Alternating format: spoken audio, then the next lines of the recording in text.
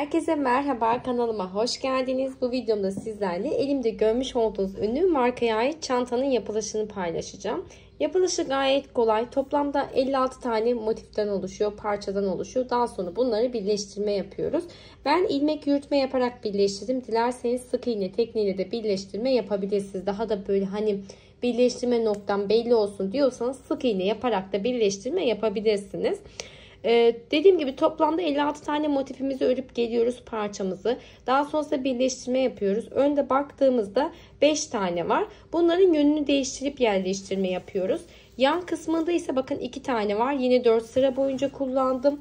Buradaki yan içinde geçerli ve arkası için de yine aynı şekilde yapıyoruz. Şimdi bu ütülenmiş hali, yapısı bir tık yumuşak, o yüzden ütülenmiş hali. En son birleştirme yaptıktan sonra tek tek parçalarımı ütüledim. Daha sonra bir araya getirdim. Çanta şeklini verdikten sonra en son astarlama yapmadan tekrardan içerisinden bir ütüleme yaptım. Bakın şu an astarlanmış haliyle sizlere göstermek istiyorum içerisine. Ben makinede dikerek astarımı sabitledim. Direkt kalıp oluşturdum kumaş üzerine ve makine dikişiyle dikme işlemi yaparak sabitledim. Buraya cep olarak örgü yapmayı tercih ettim. Dilerseniz kumaştan da yapabilirsiniz. Bu şekilde de gayet güzel gözüküyor. Çantalarınız daha uzun ömürlü olsun, esneme yapmasın istiyorsanız astarlama yaparak kullanırsanız daha garanti olacaktır. Bu noktada bitmiş haliyle ölçüsünü sizlerle paylaşmak istiyorum.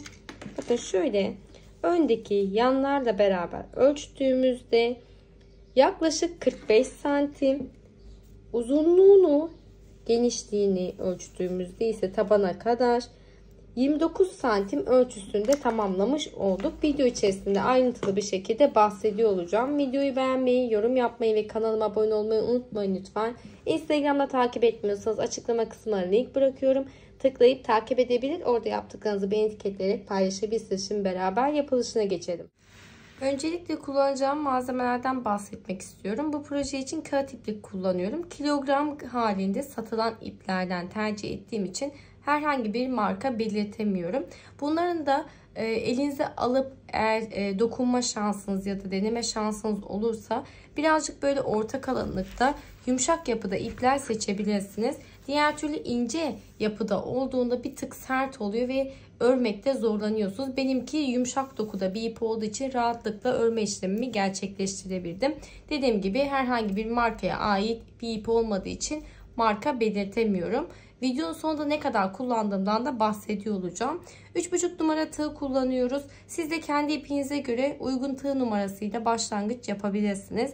Eğer ilk kez kullanıyorsanız 4 milim ya da 4,5 numarada tercih edebilirsiniz. Çünkü ipin yapısı gereği birazcık örmekte zorlanabilirsiniz. Şimdi yapılışına geçmeden önce ben parçalarımı tamamlayıp geldim. Sadece bir tane kenar parçamı sizinle beraber yapacağım. Nasıl birleştirme yaptığımızı gösteriyor olacağım. Zaten yapılışı gayet kolay. Bakın parçalarımızı bu şekilde yapıyoruz öncelikle. Bunun birçok boyutu bulunuyor. Ben büyük boy çalışmaya çalıştım. 56 tane motiften parçadan oluşuyor. Dilerseniz daha küçük de çalışabilirsiniz. Buradaki benim bir tane parçamda 11 tane sık iğne bulunuyor. 10 tane zincir çekiyorum. 2 zincir dönüşümle beraber 11 tane sık iğneye ulaşmış oluyorum. Modelimizin ismi de su yolu modeli. Bakın farklı yönlerde dikme, ilmek yürütme yaparak birleştirdiğimizde bu şekilde farklı bir görüntü elde etmiş oluyoruz. Bir tane parçamın ölçüsü 8 santim ölçüsünde. Şu şekilde yapıyoruz. Birinci sıramda sık iğne var. Üzerine modelim var, su yolu. Daha sonra sık iğne, su yolu modelimiz, sık iğne, su yolu ve yine sık iğne şeklinde tamamlıyoruz. 56 tane parçamızı, kare parçamızı bu şekilde tamamlayıp geldikten sonra dediğim gibi birleştirme yapıyoruz. Şimdi birleştirmede şu şekilde beraber dediğim gibi bir tane kenar birleştirmesini yapacağız ama elimde sizlere göstermek istiyorum. Şimdi bakın bir tane parçamı bu şekilde yatay yerleştiriyorsam bir tane parçamı bu şekilde tutuyorum. Daha sonra gelen parçamı yine bu şekilde yapıyorum. Sırasıyla bakın dikkatli baktığınızda zaten yönlerinin farklı olduğunu göreceksiniz. Bu şekilde yerleştirme yaparak farklı bir görüntü elde etmiş oluyoruz. Şimdi nasıl bir birleştirme yaptım? Yan yana baktığımda 1, 2, 3, 4, 5 tane parçam var. Boyutuna baktığımızda ise 1, 2, 3, 4 tane. Yani Bir tane ön parçamızda diyelim 5, 10, 15, 20 tane parçamız var. 20 tane motifimiz bulunuyor. Bunları ilmek yürütme yaparak birleştiriyoruz. Öncelikle ben yatay motiflerimi birleştirdim. Şu şekilde yan yana, yani çizgi halinde bir birleştirme yaptıktan sonra 5 tane birleştirme yaparak tamamladım. Aynı şekilde bakın çantamın arka diğer tarafında birleştirmesi tamamladım. Geldim bu ütülenmiş hali. Arkasından şu şekilde buharlı bir ütü yaparak dümdüz bir görüntü elde etmiş olduk. Görüntüsü gayet güzel gözüküyor bu şekilde. Şimdi yan parçamıza geldi sıra. Yan şeritte, yani şuradaki bakın, yan şerit parçamızı buraya beraber birleştirme yapıyor olacağız. Yine boyutu aynı oluyor ön parçamızla beraber. Burada tam tersi gelecek şekilde bir yerleştirme yapıyoruz. Modelimizin bu şu anda şu tarafı. Bakın yine 2 tane model yan yana gelmiyor. Burada bu şekilde yatay yerleştiriyorsam burada dikey modelimiz var. O yüzden görüntü olarak aynı gözükmemesi gerekiyor. En son dediğim gibi beraber bir birleştirme yapıyor olacağız. Şimdi sizlerle ölçümü de paylaşmak istiyorum. Bu şekilde ölçtüğümüzde 35 santim, uzunluğunu ölçtüğümüzde 28 santim. Yine genişliğim, yan parçamın ise yaklaşık 15 santim genişliğinde 2 tane parça yapıyoruz. Ön ve gövde bu şekilde tamamlayıp geliyoruz. Şimdi alttaki parçamız, taban parçamız. Yine modelimiz aynı şekilde devam ediyor ama tabanda motifler kullanmıyoruz. Sadece taban yaparak bir başlangıç yapıyorum. Burada kaç tane sık iğne ile başlangıç yaptım? 2, 4, 6, 8, 10, 12, 14, 16, 18, 19, 20. 19 tane zincir çekiyorum. Üzerine 2 zincir dönüşümle beraber 20 tane sık iğne ile modelimi kurmuş oldum. Buradaki genişliği nasıl belirliyoruz? Öncelikle bu üstteki parçamın uzunluğunda yapmam gerekiyor. Çünkü tabanın eşit olması gerekiyor. Buradaki genişliğim ise yan parçam ile aynı olması gerekiyor. Şimdi ben sizlere 20 tane sık iğneden oluşuyor dedim ama elimizin ayarına göre, ipimize göre farklılık gösterebileceği için mutlaka kendi ölçünüzü belirlemeniz gerekiyor. Buradaki yan şerit parçanızın uzunluğuna göre bir zincir çekerek taban ölçünüzü belirleyebilirsiniz. Buradaki uzunluğunuz ise mutlaka çantanıza gövdesine ölçüm yaparak ilerlemeniz gerekiyor. Burada dediğim gibi yine aynı şekilde devam ediyor modelimiz. Sık iğne ile başlangıç yapıyorum. Üzerine su yolu modelim var. Sık iğne, su yolu modeli şeklinde devam ediyor. İstediğiniz boyuta ulaşana kadar. Burada yine fikir olması açısından sizlerle ölçümü paylaşmak istiyorum. Bakın yaklaşık 14,5 santim. Uzunluğu ise şöyle ölçtüğümde 35 santim uzunluğunda taban parçamızla tamamlayıp gelmiş oluyoruz. En son beraber birleştirmesini yapacağız. Şimdi kare parçamızın başlangıcıyla başlayalım istiyorum. İpimin ortasına tığımı yerleştirdim, döndürdüm. Bir tane zincir çekerek başlangıcımı yaptım. Benim ilmek alma şeklim sizlere göre bir tık farklı olabilir. Bunun modelle herhangi bir ilgisi yok. Siz nasıl ilmek alma şekliniz var ise o şekilde başlangıcınızı yapabilirsiniz. Şimdi toplamda 2, 3, 4, 5, 6, 7, 8, 9, 10. 10 tane zincir çekerek başlangıcımızı yapıyoruz. Burada bir püf noktası var. Eğer çok bol bir zincir çekme işlemi yaparsanız marullaşma olabiliyor. Yani buradaki başlangıç noktasına çekmiş olduğumuz zincir önemli. Elinizi ne çok gevşek ne de çok sıkı tutmamalısınız. Çünkü sıkı yaptığımızda da üste doğru yine görüntü olarak çok güzel bir görüntü gözükmüyor. Dediğim gibi orta sıklıkta 10 tane zincir çekiyorum. Daha sonrası 10. zinciri parmağımla tuttum. 1, 2 tane zincir. 10. zincir içerisinden tığımı geçiriyorum. İpimi çektim. Tek seferde çekerek sık iğnemi yaptım. Zinciri de bir tane sık iğne kabul ediyorum. 2 tane yan yana sık iğne yapmış oldum. Yandaki zincirden tığımı geçirdim. İpimi çekiyorum. 2 tane ilmeğim var. Beraber çekip sık iğnemi yaptım. Yandaki zincire geldim. İpimi çektim. Tek seferde çekerek sık iğne. Yandaki zincire geldim. Tek seferde çekerek sık iğnemi yaptım. Bu şekilde son zincirime kadar sık iğne yapmaya devam ediyorum. Son zincirimden tığımı geçirdim. Tek seferde çekerek sık iğnemi yaptım ve sıra sonda saydığımızda zincirle beraber, buradaki başlangıç zincirimizle beraber 11 tane sık iğneye ulaşmış olduk. Örgüye yeni başladıysanız eksiltme veya arttırma yapmamak için her seferinde sıra sonunda sık iğneyi sayarak ilerlerseniz daha doğru sonuçlar elde edebilirsiniz. Şimdi örgümün diğer tarafına dönüyorum. 2 tane zincir çekerek başlangıcımı yaptım. Şöyle elimle düzelttim. Tığımın üzerine ipimi bir kez aldım. Bakın burada hemen dibindeki birinci boşluğun içerisinden tığımı geçiriyorum. İpimi çektim, bir tık uzatıyorum. Çekmeden tığım üzerine ipimi bir kez aldım. Yandaki boşluğa geldim. İpimi çektim. Aynı boyuta kadar uzattım. Tığımda baktığımızda zincir dahil 5 tane ilmeğimiz var. Hepsini tek seferde çekiyorum. Ve bakın bu şekilde bıraktım. Yani şu şekilde zincir çekerek kapatma yapmıyorum. Sadece içerisinden ipimi çektim. Tığım üzerine ipimi bir kez aldım. En son batmış olduğum boşluğun içerisinden tığımı geçiriyorum. İpimi bir tık uzattım. İlmeğimi bırakıyorum. Tığım üzerine ipimi bir kez aldım. Yandaki boşluğa geldim. İpimi uzattım. Yine baktığımızda 5 tane ilmeğimiz var. Hepsinin içerisinden ipimi çekiyorum. Tığım üzerine ipimi bir kez aldım. En son batmış olduğum boşluğun içerisinden tığımı geçiriyorum. İpimi uzatıp bıraktım. Tığım üzerine ipimi bir kez aldım. Yandaki boşluğa geldim. İpimi uzattım. 1, 2, 3, 4, 5 tane ilmeğim var. Hepsini çekerek kapatıyorum.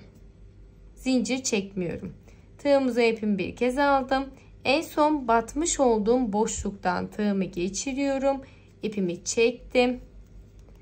Yandaki boşluğa geldim. İpimi çekiyorum. Tığımda 5 tane ilmeğim var. Hepsini tek seferde çekerek kapattım. Tığım üzerine ipimi bir kez aldım. En son batmış olduğum boşluktan tığımı geçiriyorum. İpimi uzattım. İlmeğimi bırakıyorum. Tığım üzerine ipimi bir kez aldım. Yandaki boşluğa geldim. İpimi uzattım. 5 tane ilmeğe ulaştım. Hepsini tek seferde çektim. Şimdi buradaki önemli olan nokta, en son batma işlemi yapmış olduğum boşluktan tığımı geçiriyorum. İpimi uzatıp ilmeğimi bırakıyorum. Tekrardan tığım üzerine ipimi bir kez aldım. Yandaki boşluğa geldim. İpimi uzattım. Hepsini tek seferde çekerek toparladım. Tığım üzerine ipimi bir kez aldım. En son batmış olduğum boşluktan tığımı geçiriyorum. İpimi uzattım. Yandaki boşluğa geldim. 5 ilmeğimi beraber çektim. Tığım üzerine ipimi bir kez aldım. En son batmış olduğum boşluktan tığımı geçiriyorum. İpimi çektim. Yandaki boşluğa geldim. 5 tane ilmeğim var. Hepsini tek seferde çektim. Şimdi burada ilmek atlamışsanız ya da batmış olduğunuz son boşluğa tekrardan batma işlemi yapmadıysanız buradaki boşluğunuz eşit kalmayacak. Yani bir tane dal kaldığında, tığınızda 3 tane ilmek olduğunda bir hata yapmışsınız demektir. Geriye dönüp tekrardan başlamanız gerekiyor. Her seferinde 5 tane ilmek olunca kapatıyoruz. Tığımızı ipimi bir kez aldım. Bakın aynı boşluğa dönüyorum. İpimi uzattım. Yandaki son boşluğuma geldim. İpimi uzattım. Hepsini beraber çekerek kapattım. Şimdi başlangıçta 2 tane zincirle başladığım için ve kenar görüntümüz düzgün bir görüntü olsun istediğimiz için tığımızı ipimi bir kez alıyorum.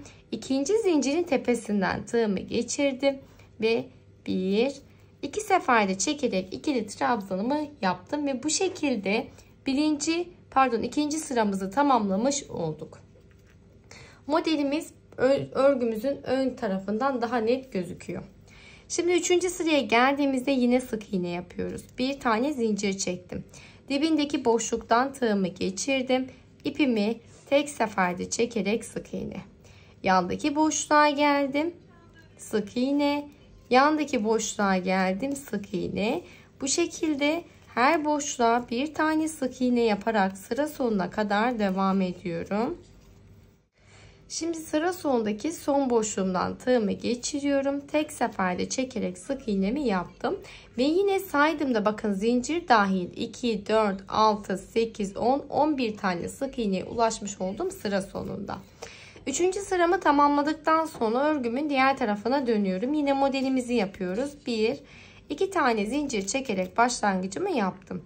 Tığımızı ipimi bir kez aldım. Hemen dibindeki bakın birinci boşluğun içerisinden tığımı geçiriyorum. İpimi uzatıp ilmeğimi bıraktım.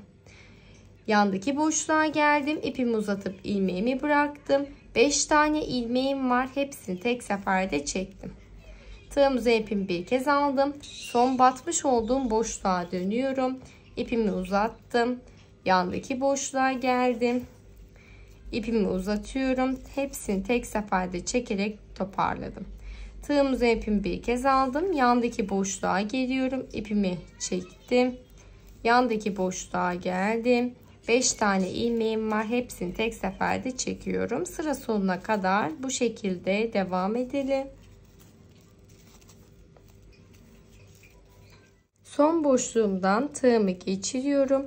Tığımda 5 tane ilmeğim var. Hepsini tek seferde çekerek kapattım. Ve sıra sonunda kapanış düzgün olsun istediğim için tığımızın ipimi bir kez aldım. Burada zincir çekerek başladığım noktada en sondaki boşluktan yani tığımı geçiriyorum. Bir tane iki trabzan yaparak sıramı tamamladım. Bakın bitiş ve başlangıç bu şekilde çok daha güzel gözüküyor. Şöyle elimizde bir tık düzeltme yapıyoruz. Örgümün diğer tarafına döndüm. Şimdi modelimi kurduktan sonra 4. sıramda 5. sıramda ne yapıyorum? Sık iğne. Bir tane zincir. Hemen dibindeki boşluktan başlangıcımı yapıyorum. Bir tane sık iğne. Yandaki boşluğa geldim. Bir tane sık iğne. Bu şekilde devam ediyorum.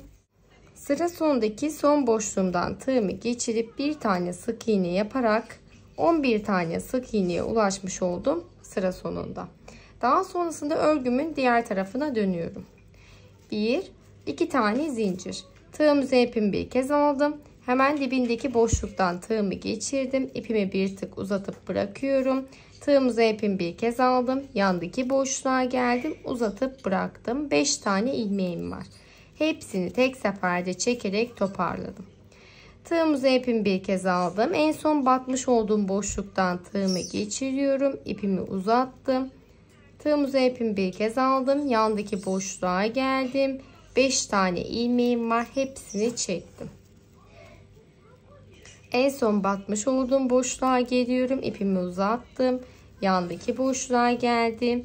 Ve hepsini beraber çekiyorum. Bu şekilde son boşluğumuza kadar devam ediyoruz. Son boşluğumdan tığımı geçiriyorum. İpimi uzattım. 5 tane ilmeğim var. Hepsini tek seferde çekerek kapattım.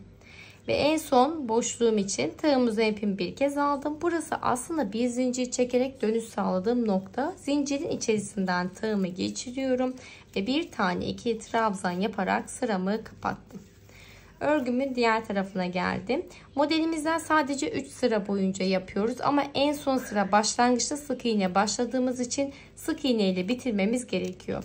Bir tane zincir, dibindeki boşluğa geldim. Bir tane sık iğne ve sıra sonuna kadar sık iğneler yapmaya devam ediyorum. Son boşluğumdan da tığımı geçirip bir tane sık iğnemi yaptım. Bir tane zincir çekerek ipimi kesiyorum.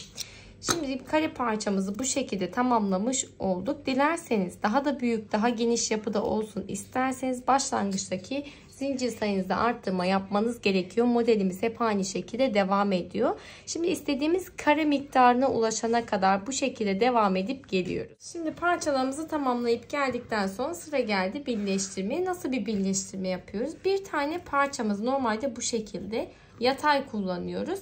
Diğer parçamızı ise bu şekilde dikey bir şekilde kullanıyoruz. Birbirine eşitlememiz gerekiyor. Daha sonra birleştirme yapacağız. Şunu söylemek istiyorum. Bu tombik tombik olan nokta bizim ön tarafımız. Arka tarafımız ise daha düz bir görüntü var. Ön ve arkayı karıştırmadan düzgün bir şekilde birleştirmemiz gerekiyor. Şimdi burada ilmek yürütme yaparak birleştiriyoruz. Hemen tığımın ortasına ipimi tığımın ortasına yerleştirdim ve bir tane zincir çekerek başlangıcımı yaptım. Buradaki bakın boşluğumdan tığımı geçiriyorum birinci boşluktan. Bu tarafta sık iğneler olduğu için hiç zorlanmadan birleştirme yapabiliyoruz. Hemen birinci boşluktan geçirdim. İpimi alttan üste doğru çekiyorum. Çektim. Yandaki boşluğa geldim. Karşılık gelen noktaya geldim. İpimi üste çektim ve ilmek kaydırmamı yaptım. Yandaki boşluktan tığımı geçirdim. Karşılık gelen noktadan ipimi yukarıya çekiyorum ve ilmeğimin içerisinden geçiriyorum. Bakın direkt. Yandaki boşluğa geldim. Karşılık gelen boşluğa geldim. Eşit bir şekilde burada ilmek kaydırma yaparak devam ediyoruz hemen. Son boşluğumdan da ilmek kaydırmamı yaptım. Sıra sonunda bir tane zincir çekiyorum ya da 2 tane zincir çekiyorsunuz. İpinizi keserek tamamlıyoruz. Bakın bu şekilde. Şimdi ben nasıl birleştirme yapıyorum? Üstüne 2 tane parçam gelecek. Şu an yan şeridi yapıyorum. Ön parçamızı da aynı şekilde yapacağız. Sayılardan ve ne kadar parça birleştirdiğimi bahsetmiştim zaten. Üste geldiğimizde de bakın bu şekilde. Devamında 2-2 birleştirip gelelim. En son yatay şeklinde birleştirmeyi beraber yapalım istiyorum. Şimdi tüm parçalarımızı bu şekilde tamamlayıp geldikten sonra 2-2 birleştirmesini yaptıktan sonra dikey birleştirme yapıyoruz. Yine aynı şekilde farklı bir şey yok aslında. Bir tane zincir çektim ve ilmeğimi bıraktım. Hemen üstteki parçamdan birinci boşluktan tığımı geçiriyorum. Altta karşılık gelen birinci boşluktan tığımı geçirdim. İpimi hemen üste doğru çektim. Üste çektikten sonra yandaki boşluğa geliyorum. Yandaki boşluğa geliyorum. Karşılık gelen ipimi üste çekiyorum ve ilmeğimin içerisinden geçirdim. Yandaki boşluğa geldim ve karşılık gelen noktadan tığımı geçiriyorum. İpimi çekip ilmeğimin içerisinden geçirdim. Bir sonraki boşluğa geldim. Karşılık gelen noktadan tığımı geçiriyorum. İpimi çekip ilmeğimin içerisinden geçiriyorum. Yandaki boşluğa geldim. İpimi üste çekiyorum. Şimdi burada her motifi eşit bir şekilde birleştirmeye çalışalım. Bu görüntü olarak düzgün bir görüntü elde edebilmek için şöyle iplerimizi de arkaya alıyoruz. Düz bir şekilde birleştirmeye devam ediyorum. Karşılıklı boşluklardan tığımı geçirip son boşluğuma geldim. Birleştirme yapmış olduğumuz son boşluğun öncesine geldim ve karşılıklı buradan da son boşluğumuzdan hemen şöyle ipimi düzeltmem gerekiyor.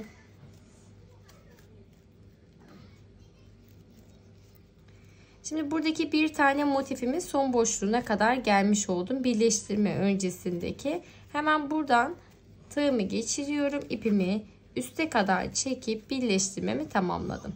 Daha sonrasında buradan direkt diğer motifimizin birinci boşluğundan başlıyoruz birleştirmeye. Hemen şöyle birleştirme yaptığım noktanın üstünden geçiyorum ve ipimi üste kadar çektim. Bakın bu şekilde. Burada ilmek yürütme yapmak bir tık zorluyor olabiliyor. Elimizi çok sıkı tutmamamız gerekiyor. Çok da bol bırakmamamız gerekiyor. Yine orta sıklıkta her boşluktan eşit bir şekilde birleştirmeye çalışalım. Sonuna kadar geldim. Sıra sonunda hemen zincirimi çekiyorum ve ipimi keserek birleştirmemi tamamlıyorum. Bu şekilde 4 tane motife ulaşmış olduk. Devamında 2-2 üst tarafa doğru birleştirmeye devam ediyorum. Toplamda üst üste zaten 4 tane sıra olması gerekiyor. Bunları birleştirdikten sonra tamamlamış oluyoruz. En son güzel bir ütüleme yapıp gelelim. Beraber tüm parçalarımızı birleştirip artık çantamızı oluşturuyoruz. Şimdi birleştirme işlemimi tamamladım, geldim sizlere bahsetmiş olduğum gibi. Şimdi sıra geldi tüm parçalarımızı birleştirmeye. 2 tane gövdenin ortasına kenar kısmını yerleştiriyoruz. Yine bir düz bir şekilde, yani buradaki kenar boşluğumdan başlangıç yapıyorum. Devamında ilmek yürütmeler yaparak eşit bir şekilde birleştirme sıra sonuna kadar devam ediyorum. Aynı şekilde diğer tarafını da birleştirmesini yapıyoruz ve diğer kenarı da aynı şekilde birleştirip geliyorum. Taban birleştirmesini beraber başlayalım. Şimdi tüm birleştirmemi size bahsettiğim gibi birleştirdim, geldim. Bakın bu kenar ve gövdeyi bir bütün haline getirmiş olduk bu şekilde. Mutlaka birleştirme öncesinde ütüleme işlemini yapmanız gerekiyor. Diğer türlü birleştirmeden sonra ütüleme işlemi sizi zorlayabilir. Şimdi sıra geldi tabana yerleştirip birleştirmeye. Tabanı da aynı şekilde ilmek yürütme yaparak birleştirmeye başlıyoruz. Hemen bir tane zincir çektim. Ön yüzünü döndürüyorum. Şuradan itibaren öncelikle yerleştirme yapıyoruz. Bakın zaten eşit gelecek şekilde ayarlamasını yapmıştık. Üstte tabandan hemen şöyle birinci boşluktan tığımı geçirdim alta doğru. Daha sonra alttaki köşedeki birinci boşluğumdan tığımı geçiriyorum. İpimi üste doğru çektim. Bir tık uzattım. Daha sonra yandaki boşluktan tığımı geçiriyorum. Karşılık gelen noktadan geçirdim ve ipimi üste çekip ilmeğimi içerisinden geçirip ilmek kaydırmamı yaptım. Yandaki boşluktan tığımı geçiriyorum ve karşılık gelen noktadan ve ilmeğimi içerisinden geçirip ilmek kaydırmamı yapıyorum. Yandaki boşluğa geldim. Bakın hangi tarafın üstte olduğu önemli değil. İsterseniz tabanı üstte, isterseniz gövde parçanızı üstte bırakabilirsiniz. Tamamıyla tercih meselesi. Görüntülü olarak nasıl istiyorsanız. Şimdi bu şekilde her boşluktan bakın karşılıklı eşit bir şekilde birleştirmeye devam edelim. Kenarı birleştirdikten sonra diğer kenara doğru dönüşümüzü yapıyoruz ve tüm çanta tabanını ilmek kaydırma yaparak birleştirip geliyoruz. Tabanın birleştirmesini tamamlayıp geldim. Şimdi sıra geldi çantamızın duvar kısmına sık iğne gitmeye. Daha sonrasında artık tamamlıyor olacağız. Şimdi bir tane zincir çekerek başlangıcımı yapıyorum. Herhangi bir köşeden başlangıç yapabilirsiniz. İpimizi de gizleyerek başlangıcımızı yapalım. Birinci boşluktan tığımı geçirdim. İpimi uzatıp bir tane sık iğne. Yandaki boşluğa geldim. Şimdi burada yatay trabzanları görüyoruz.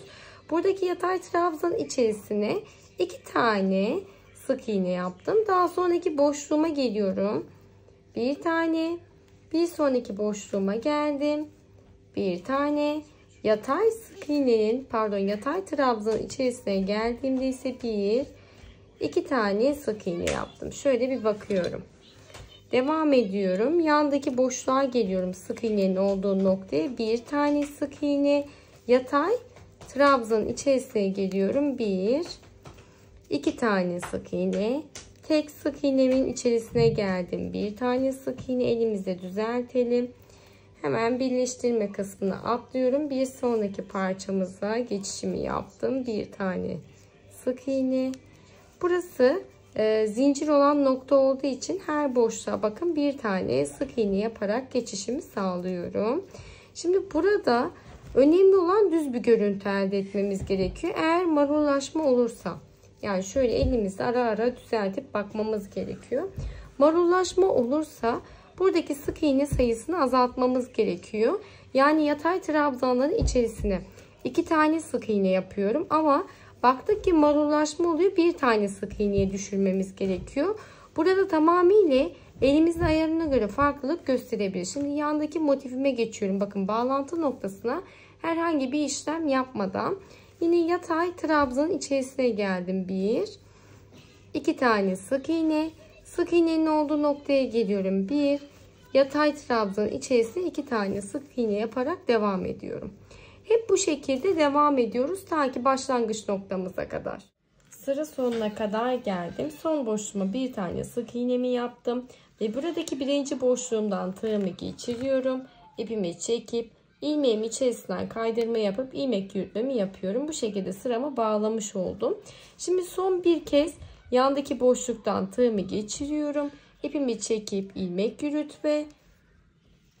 Bu şekilde sıra sonuna kadar yani başlangıç noktamıza kadar son sıramızda ilmek kaydırma yaparak çantamızı tamamlayıp geliyoruz. Sıra geldi askıya. Askı için tığımı ipimin ortasına yerleştirdim ve sihirli halka yaparak başlangıcımı yapıyorum.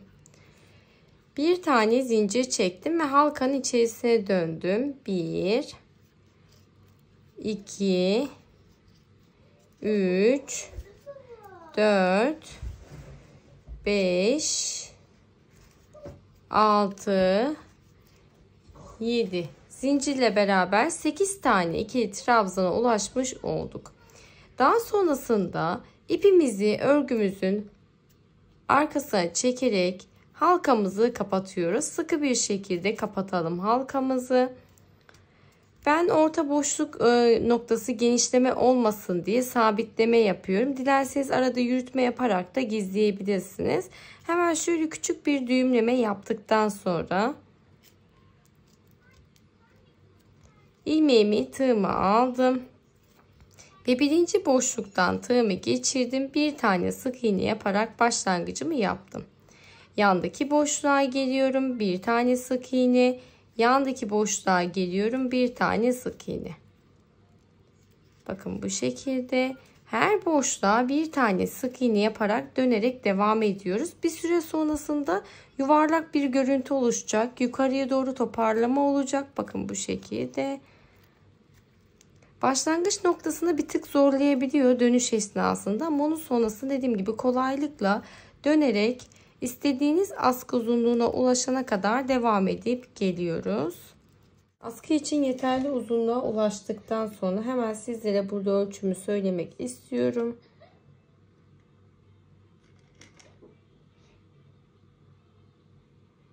...56 santim... Hatta şöyle 55 santim ölçüsünde askıyı tamamlamış olduk. Tamamıyla kendime göre bir ayarlama yaptım. Burada bir tane zincir çekerek artık ipimizi kesiyoruz. Daha sonrasında dikerek sabitleme yapacağız. Bir tık uzun bırakıp keselim. Şimdi çantamızın tam ortasına eşit gelecek şekilde bir ayarlama yapıyoruz. Ben şurada ortada bir tane boş kare bırakmayı düşünüyorum. Sağından ve solundan askıyı sabitliyoruz. Bir tık içeride kalacak şekilde dikme işlemi yaparak başlayalım. Uygun iğneyi taktıktan sonra buraya sağlam olacak şekilde sabitliyoruz askıyı. Hemen bakın.